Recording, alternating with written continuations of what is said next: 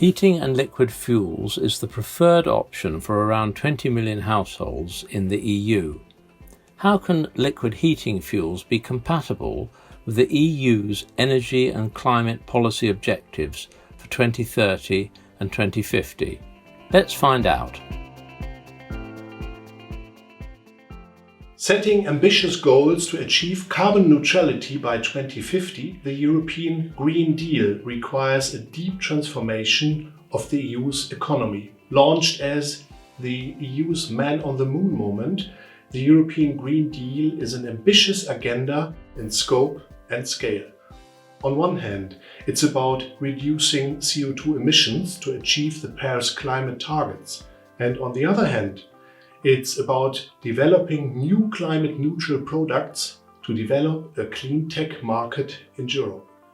The European Commission already started some new initiatives, such as the Renovation Wave, and throughout 2021, the revision of relevant directives addressing the CO2 emission reduction of energy carriers. As no silver bullet exists to fulfill this goal, a range of solutions will be needed across different sectors. Renewable liquid fuels can be one of them, due to the benefits they bring in terms of cost efficiency, energy density, and security of supply. In several sectors that are heavily reliant on liquid fuels, a replacement of these products is not easy, such as aviation, ship transport, or heating of off-grid homes. Alternative low-carbon liquid fuels are being developed to replace fossil fuels. Some are already available at commercial scale. Other productions are under development, like electricity-based power-to-liquid products. All of these low or zero-carbon liquids can be used as a drop-in component, replacing fossil fuels in oil or kerosene blends. With the 2050 decarbonisation ambition set out in the Green Deal growth strategy, the European Commission is driving an ambitious agenda to foster the energy transition across different economic sectors. Secretary-General of Eurofuel explains the sector's three-steps approach to contribute to climate policies. As the European Heating Oil Association, we are promoting a sustainable use of liquid fuels for heating.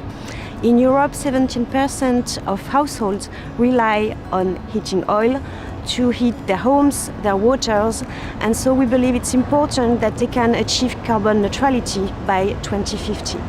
We have a three-steps approach. The first approach is to encourage efficiency. So if you change your outdated boiler for a condensing one, you are both reducing your consumption and cutting your carbon emissions by 30%.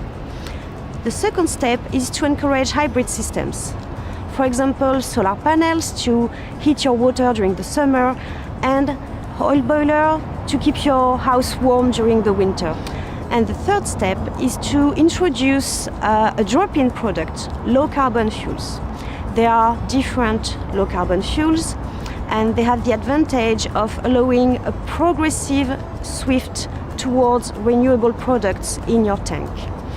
We are right now working with the heating manufacturers to ensure that their technology is working with these low-carbon fuels, and the results are very encouraging so far. Because of the environmental and economic benefits, a technology-neutral approach is necessary for both allowing consumers to adopt immediate solutions, e.g. install a new condensing boiler, and enabling the industry to develop and scale up the several types of already existing low-carbon liquid fuels. I think most important in the discussion to have a technology open system. Technology open means that the regulation is open to all energies, that all energies can take part in the reduction of CO2 emissions in the whole system, and that producers of all kind of equipment can take part in this. This approach is supported by European manufacturers. Suntech développe, fabrique et commercialise une large gamme de pompes à engrenages et accessoires compatibles avec différents combustibles liquides pour le chauffage. Après avoir mis sur le marché des pompes compatibles avec des combustibles liquides à faible teneur en émag durant les années 2000, nous sommes aujourd'hui prêts à passer à une nouvelle étape. En plus d'être une solution à la transition écologique et énergétique, l'avantage de ces nouveaux combustibles réside dans le fait qu'ils sont compatibles avec les installations existantes récentes.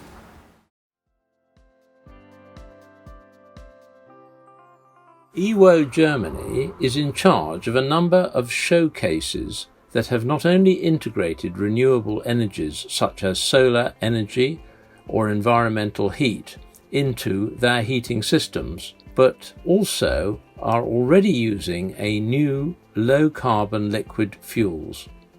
In these houses, the owners have renovated and also use modern oil condensing boilers. Some of them also integrate renewable energies, e.g. with solar thermal energy or via power-to-heat solutions, and some of them already use low-carbon liquid fuels that have been mixed into the heating oil in various ratios. 2 brothers and their families live in one of them, and the brothers' liquid fuel is also innovative. 33% HVO is added to the low-sulfur heating oil. Familie Jeniche aus dem mecklenburgischen Bastorf wohnt mit 3 Generationen in einem Haus mit Blick über die Ostsee. Nur an den Heizkosten haperte es auf dem ehemaligen Bauernhof. Also haben die Brüder Matthias und Thomas Jeniche beschlossen, das 1902 errichtete Gebäude unter energetischen Gesichtspunkten zu sanieren und bei der Beheizung auf Öl zu setzen. Durch Dämmmaßnahmen an der Fassade und Kellerdecke sowie dem Austausch aller Fenster und Türen verringerte sich der Energiebedarf der Jeniches bereits erheblich. Zusätzlich reduziert die neue Ölbrennwertheizung den Heizölbedarf und dient als zuverlässige Basis für die Kombination mit erneuerbaren Energien. Der Tank sichert dabei eine leitungsunabhängige Energieversorgung. Insgesamt haben sich die Heizkosten in etwa halbiert. Power to heat for the use of otherwise cut-off wind power takes place in the wind and heat showcase region in northern Germany. 13 homeowners have added electrical components to their oil condensing boilers and use otherwise regulated wind power from their citizen wind farm, making them pioneers of the energy transition. Oil heating systems now start up less frequently, and when they do, some of them already run on low-carbon liquid fuels.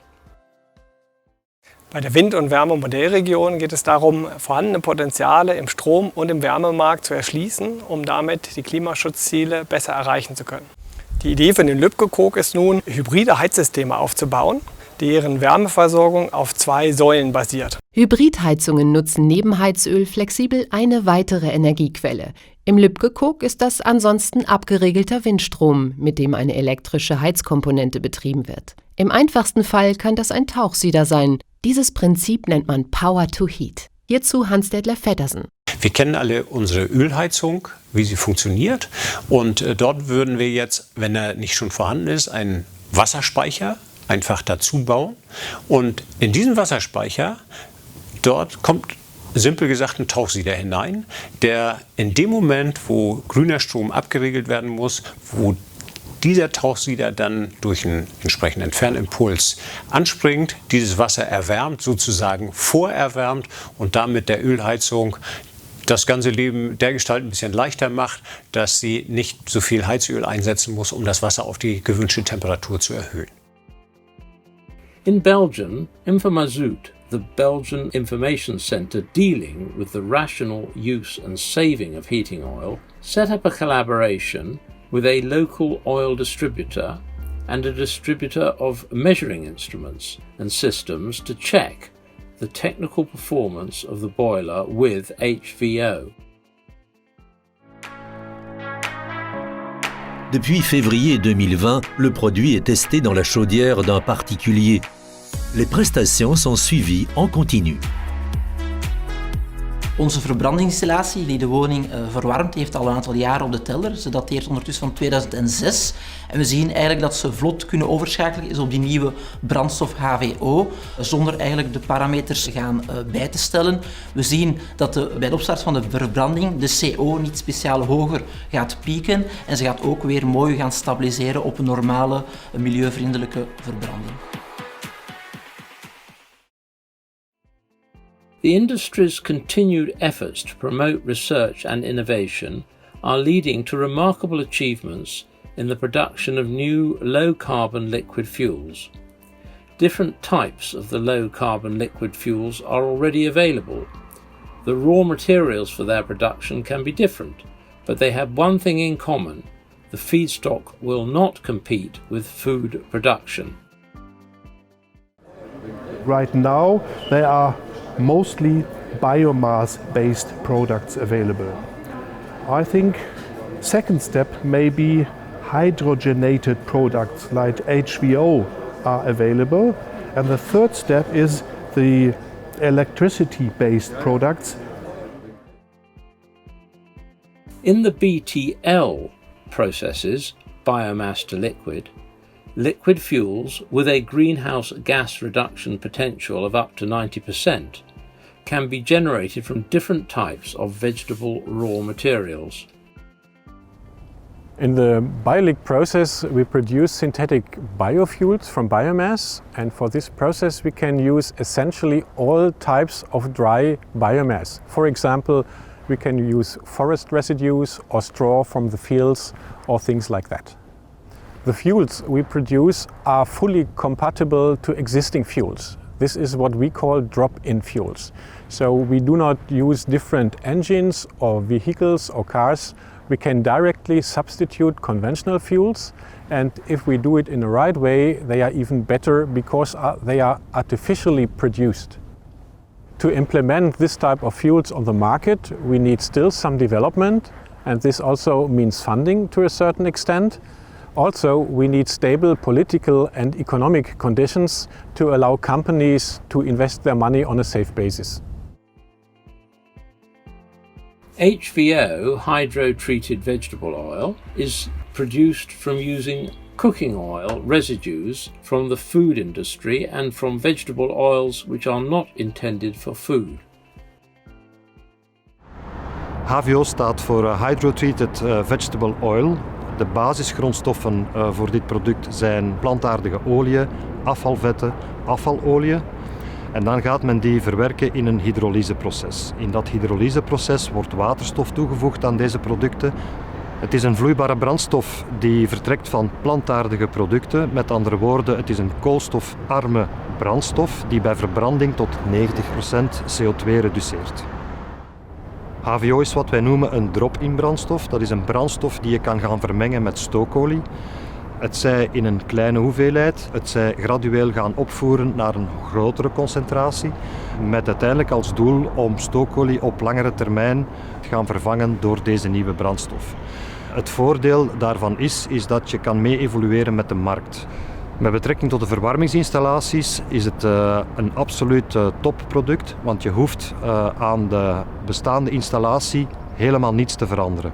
Dus je werkt met je huidige systeem en je voegt zonder probleem die nieuwe brandstof toe. FAME, fatty acid methyl ester, is based on vegetable oil which is processed with methanol to a liquid fuel.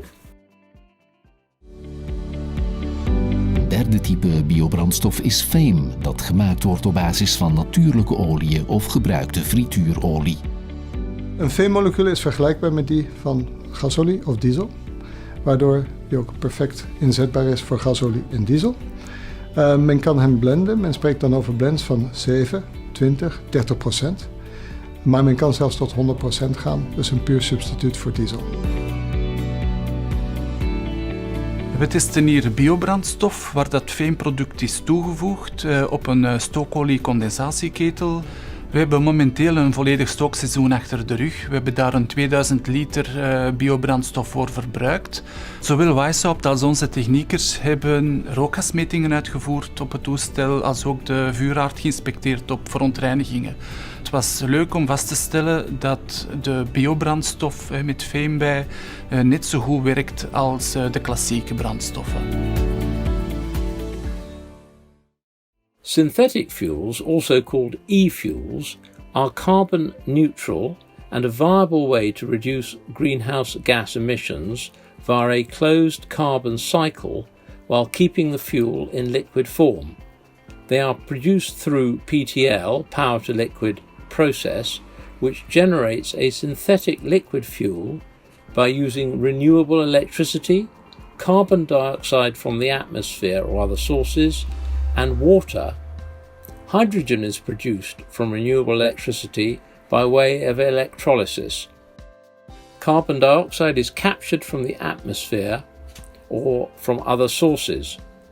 The e-fuels are synthesized in a catalyst-driven process called the Fischer-Tropsch process.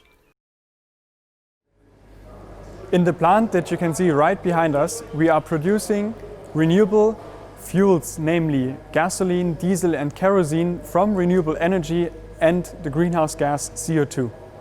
Special about our process to produce renewable fuels is that we've developed a very compact and efficient chemical reactor, which is then equipped into compact chemical plants like these that you can see right behind me. E-fuels are generated from renewable electricity and CO2. So even if you burn those fuels again and you get CO2 emissions, you can use those emissions again as feedstock for the chemical process. That's why we say e-fuels are CO2 neutral. E-fuels are of great interest at the moment. All the industries are asking for it, so I think the e-fuel industry will grow rapidly, and I hope that we will play a significant role in that. Some German companies are already producing new fuels. Besides Innoratec, the company's Sunfire in Dresden is producing synthetic fuels as well.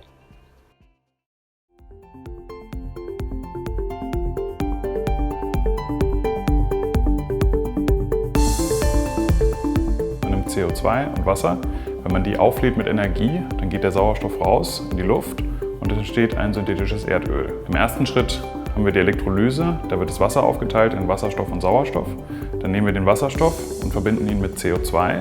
Im zweiten Schritt kommt dann die RWGS-Reaktion. Da klaut der Wasserstoff dem CO2 den Sauerstoff, sodass wir Kohlenmonoxid bekommen. Nehmen wir weiteren Wasserstoff dazu, bringen die zusammen und im dritten Schritt erfolgt dann die Synthese des Kraftstoffs mittels der Fischer-Tropsch-Synthese. Das sind die 3 Schritte, wie man synthetisches Erdöl herstellt. Und das ist ein Stoff, aus dem ich alles das machen kann, was heutzutage aus fossilem Erdöl gewonnen wird. Once the production of low-carbon liquid fuels is scaled up, the future will be on its way for the 20 million European households that rely on liquid fuels to heat their homes and their water.